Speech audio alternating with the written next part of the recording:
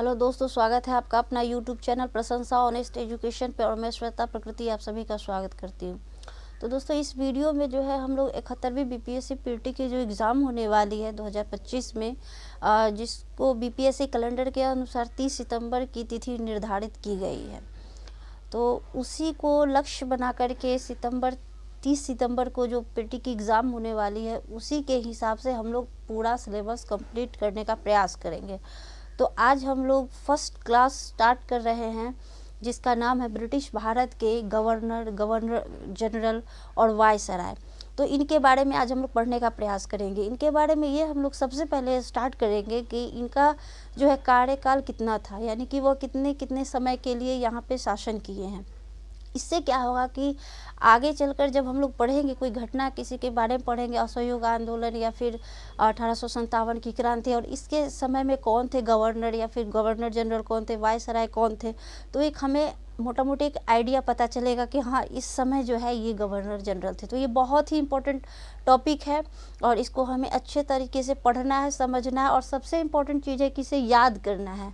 ऐसा नहीं है कि सिर्फ बीपीएससी में फैक्चुअल क्वेश्चन भी इसमें पूछे जाते हैं और समझ आधारित प्रश्न भी होते हैं, जिसको अच्छे से डिटेल से हम लोग को चैप्टर वाइज पढ़ना होता है, उसके बाद क्वेश्चन को सॉल्व करेंगे। लेकिन ये ऐसा आपका एक चैप्टर कह सकते हैं जिसको सबसे पहले इनके बारे में एक एक करके डिटेल वीडियो आएगा, लेकिन ये एक डेट याद करने से हमारे माइंड में एक आइडिया रहेगा कि हाँ चलो, ये किस कार्यकाल के दौरान यहाँ पर इन्होंने शासन किया। तो आइए शुरू करते हैं। तो सबसे पहले जो है लॉर्ड क्लाइव, ये जो है इन्होंने 1757 से लेकर के 60 तक के बीच में ये यहाँ पे शासन किया, और ये फर्स्ट बंगाल के फर्स्ट गवर्नर थे। कौन थे? तो लॉर्ड क्लाइव। ये अपने आप में बहुत इंपॉर्टेंट हो जाता है। इनका कार्यकाल क्या था? तो ये 1757 से 60 तक, और ये एक बार फिर बने तो ये बने 1765 से लेकर के 1767 के बीच में, यानी कि ये 2 बार बंगाल के गवर्नर बने। ठीक है, तो ये हो गया। सेकंड हम लोग आते हैं एक हॉलवेल जो है ये 1760 में बंगाल के गवर्नर बने, और ये अस्थायी रूप से थे, यानी कि अधिक समय तक नहीं रह पाए गवर्नर, और ये एक अस्थायी के रूप में इन्होंने अपना काम किया। इसके बाद है वेनस्टार्ट जो थे ये 1760 से 65 के बीच, तो लगभग ये 5 साल का ड्यूरेशन है। 5 साल तक इन्होंने बंगाल का गवर्नर पद पे ये कार्यरत थे।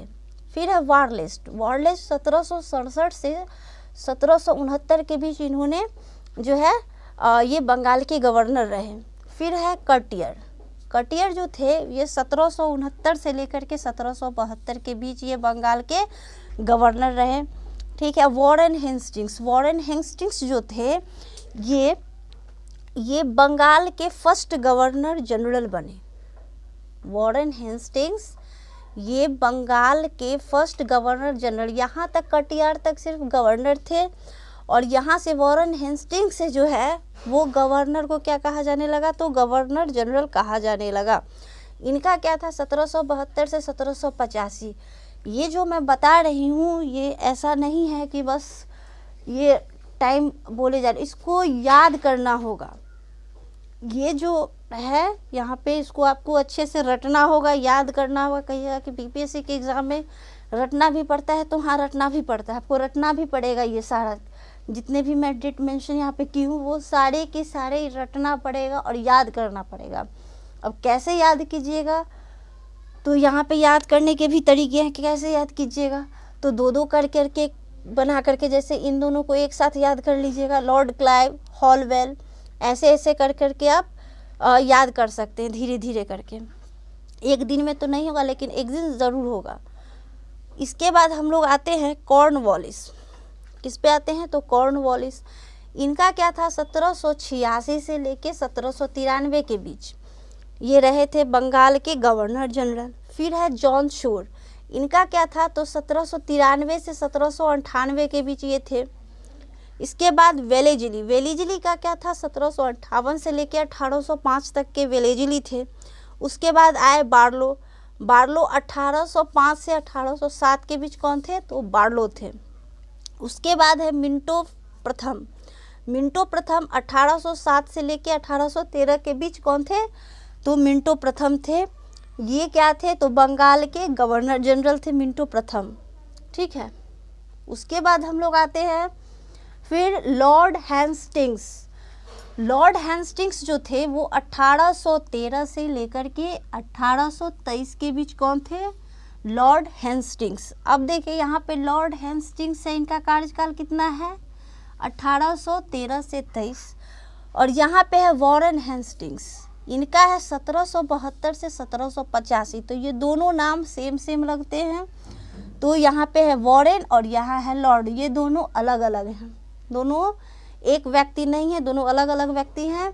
और इन दोनों से रिलेटेड अगर प्रश्न पूछ दिया जाएगा 1813 या 23 के बीच की कोई घटना, और उस समय जो है वो बंगाल का गवर्नर जनरल कौन था, तो आप बताएंगे कि लॉर्ड हेस्टिंग्स था। अगर कोई घटना 1772 से 1785 के बीच कोई घटना घट रही हो तो उस समय बंगाल का गवर्नर जनरल कौन था, तो वॉरेन हेस्टिंग्स थे। ठीक है, अब आगे बढ़ते हैं। इनके बाद है एडम्स। एडम्स जो थे वो 1823 में बने गवर्नर जनरल, लेकिन ये भी क्या थे, तो ये अस्थायी थे, यानी कि तुरंत बने और फिर तुरंत कुछ माह के बाद वो उस पद से हट गए। उसके बाद है एमहर्स्ट। एमहर्स्ट जो थे 1823 से लेकर के 1823 के बीच ये गवर्नर जनरल बने। ठीक है, इसके बाद विलियम बेंटिंग। विलियम बेंटिंग जो थे वो एक एक्ट आया 1833 का एक्ट। इसके तहत क्या हुआ कि जो बंगाल का गवर्नर जनरल था वो पूरे भारत का गवर्नर जनरल बन गया। ठीक है, 1833 के एक्ट से जो बंगाल का गवर्नर जनरल था वो पूरे भारत का गवर्नर जनरल बन गया। ठीक है, उसके बाद आते हैं मेटकॉफ। मेटकॉफ जो है वो 1835 से 1836 एक ही साल। उसके बाद है ऑकलैंड, 1836 से 1842 ऑकलैंड का टाइम है पीरियड। एलन बरो, एलन बरो का 1842 से 44। उसके बाद है हार्डिंग प्रथम। हार्डिंग प्रथम जो है वे 1844 से लेके 48 के बीच जो है इन्होंने भारत में रह करके भारत के गवर्नर जनरल पद पे इन्होंने कार्य किया। उसके बाद है डलहौजी। डलहौजी जो थे वो 1848 से लेकर के 1856 के बीच है इनका कार्यकाल। कैनिंग, कैनिंग से क्या आ जाता है कि ये फर्स्ट वायसराय थे। कैनिंग भारत के फर्स्ट वायसराय, पहले वायसराय कौन थे, तो कैनिंग थे। 1856 से 1862 के बीच। अब देखिए 1857 की क्रांति हुई थी, उस समय पूछ लिया जाएगा कि उस समय भारत का वायसराय कौन था, तो 1857 की क्रांति है कि 1857 में हुई। और इनका कार्यकाल कितना है, तो 1856 से लेकर के 1862 के बीच। तो 56 के बाद 57 में वो घटना घटी है, तो आप लोग दिमाग में एक आइडिया हो जाएगा कि हाँ चलो उस समय कौन था, तो कैनिंग था। अब है एल्गिन प्रथम। एल्गिन प्रथम 1862 से 1863, ये भी एक साल के लिए बने। लॉरेंस 1864 से 68। फिर है मेयो 1869 से 1872। अब आते हैं नॉर्थ बुक पे। नॉर्थ बुक जो है 1872 से 1876।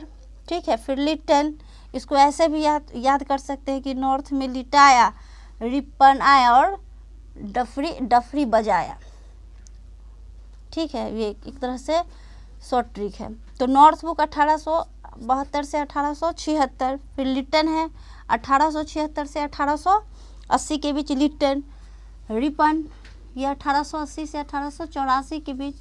फिर है डफरिन 1884 से 1888 के बीच। अब 1885 में जो है कांग्रेस की स्थापना हुई थी तो उस समय कौन था भारत का वायसराय, तो डफरिन था। एक ये भी प्रश्न बन गया। अब है लैंसडाउन जो है 1888 से 1894 के बीच। एल्गिन द्वितीय 1894 से 1899। अब एक एल्गिन प्रथम यहाँ है, तो ये दोनों दो अलग अलग व्यक्ति हैं। तो एल्गिन प्रथम जो है ये 1862 से 63 और एल्गिन द्वितीय 1894 से 99 के बीच। फिर है कर्जन है 1899 से 1905। मिंटो द्वितीय है 1905 से 1910। हार्डिंग द्वितीय है 1910 से 1916। अब हार्डिंग प्रथम कहाँ है, तो हार्डिंग प्रथम जो है आपका ये हम लोगों ने कहीं पढ़ा है, तो ये देखिए हार्डिंग प्रथम, ये है 1844 से 1848 के बीच हार्डिंग प्रथम, और हार्डिंग द्वितीय हो जाएगा आपका 1910 से 1916 के बीच। फिर है चैम्सफोर्ड 1916 से 1921, रीडिंग 1921 से लेकर के 26 तक। फिर इरविन जो है वो 1926 से लेके 1931, गांधी इरविन समझौता जो हुआ था तो ये यही इरविन थे, ठीक है।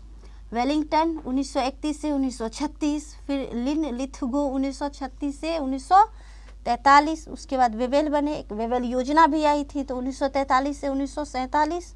फिर माउंट बेटन योजना आई थी, वो था 1947 से 1948। तो माउंट बेटन जो थे वो स्वतंत्र भारत का पहला गवर्नर जनरल थे, ठीक है, माउंट बेटन। तो चूंकि हमारा देश 1947 में आज़ाद हुआ तो ये स्वतंत्र भारत के पहले गवर्नर जनरल थे, ठीक है। उस समय वायसराय का पद खत्म कर दिया गया। फिर है सी राजगोपालाचारी, ये 1948 से 1950 के बीच बने।